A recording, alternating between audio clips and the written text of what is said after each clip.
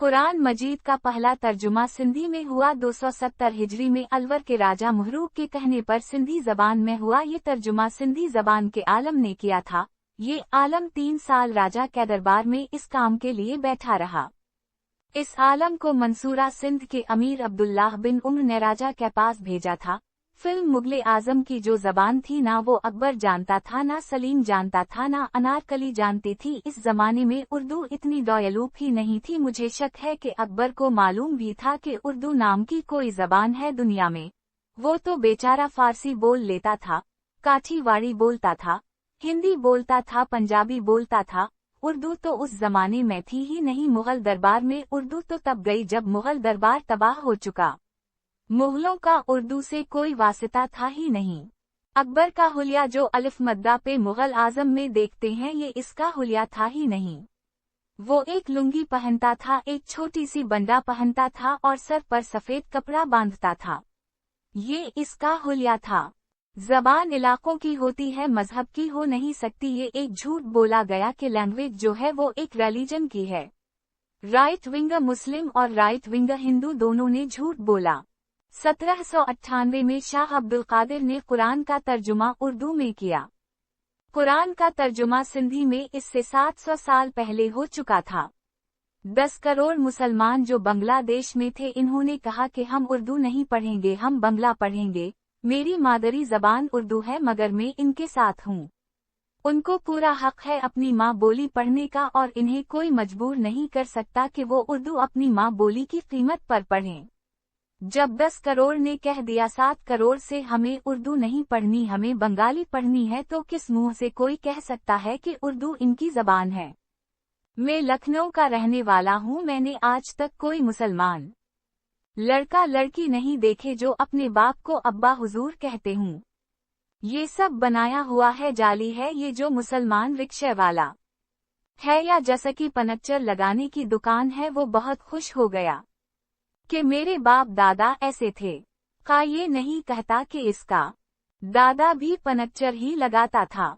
वो समझ रहा है कि मैं इनकी फिल्मों में दिखाए जाने वाले किरदारों के कल्चर से औलाद हूँ। बाकी लोग ये कहते हैं देखो मुसलमान हो तो ऐसा हो। अब हमारा पड़ोसी कोई मुसलमान है जो पनच्चर लगाता है, तो अब फिल्मों में ये तय हो चुका है कि या तो आप शायर होंगे या नवाब होंगे। आपके घर में फानूस लगे होंगे और चुप के पीछे एक इंतहाई खूबसूरत लड़की खड़ी होगी।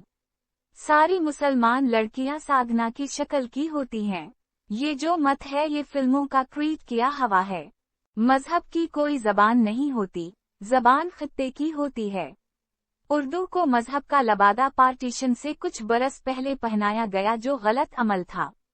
जावेद अख्तर, हम मुहतरम जावेद अख्तर साहब के मशकूर हैं, जिन्होंने तमाम जुबानों के बारे में हक़ाइक़ बयान के। किसी जबान किसी खित्ते से फ़कत जबान की बुनियाद पर नफरत को गलत करार दिया। ये बुनियाद बंटवारे के बाद रखी गई कि उर्दू के सिवा तमाम जबानें गैर मुस्लिम हैं।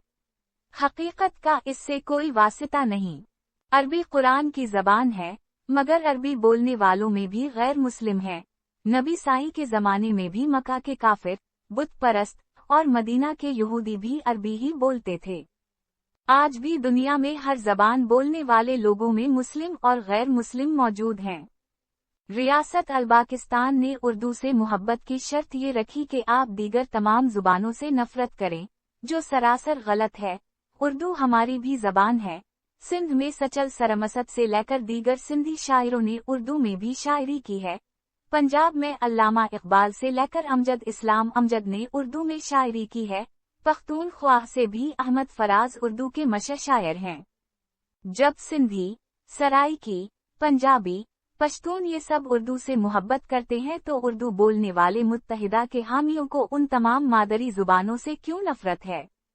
अल्बाकिस्तान में मादरी जुबानों से नफरत का बीज बोने वाले भी एक मौलवी थे, मौलवी अब्दुल हक, जिन्होंने लाहौर में उर्दू पर एक कॉन्फ्रेंस में कहा था, उर्दू की तरक्की के लिए ये जरूरी है कि सिंधी और बंगाली जुबानों की तालीम और तरवीज पर हमेशा पाबंदी लगी रहे, क्योंकि ये जबानें मुल्क में सबसे कदीम हैं। इन जुबानों का अपना रस्म उल खत मौजूद है, जिसमें उनकी ग्रामर, इनका अदब और तारीख बहुत कदीम है। दीगर ज़बानें पश्तो और पंजाबी पर पाबंदी के बना भी गुजारा हो सकता है, क्योंकि पंजाबी और पश्तून अपनी मादरी ज़बान में पढ़ने के लिए वैसे ही तैयार नहीं। अलामत वावैन। अफसोस, मुल्क की बुनियाद ही धोखा और नफरत से रखी गई थी। आज भी जिस दस्तावेज पर मुल्क वजूद में आया, करारदाद पाकिस्तान, इस पर अमल करने का कहने वाले को गद्दार कहा जाता है। इस्लाम के नाम पर कौमों का इस्तेहसाल किया गया और जारी है।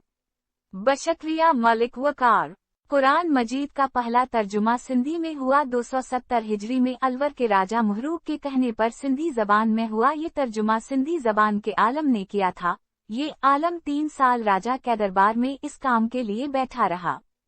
इस आलम को मंसूरा सिंध के अमीर अब्दुल्लाह बिन उम्र ने राजा के पास भेजा था। फिल्म मुगले आजम की जो जबान थी, ना वो अकबर जानता था, ना सलीम जानता था, ना अनारकली जानती थी। इस जमाने में उर्दू इतनी दयालु ही नहीं थी। मुझे शक है कि अकबर को मालूम भी था कि उर्दू नाम की कोई जबान है दुनिया में। वो तो बेचारा फारसी बोल लेता था, काठीवाड़ी बोलता था, हिंदी बोलता था, पंजाबी बोलता था। उर्दू तो उस जमाने में थी ही नहीं। मुगल दरबार में उर्दू तो तब गई जब मुगल दरबार तबाह हो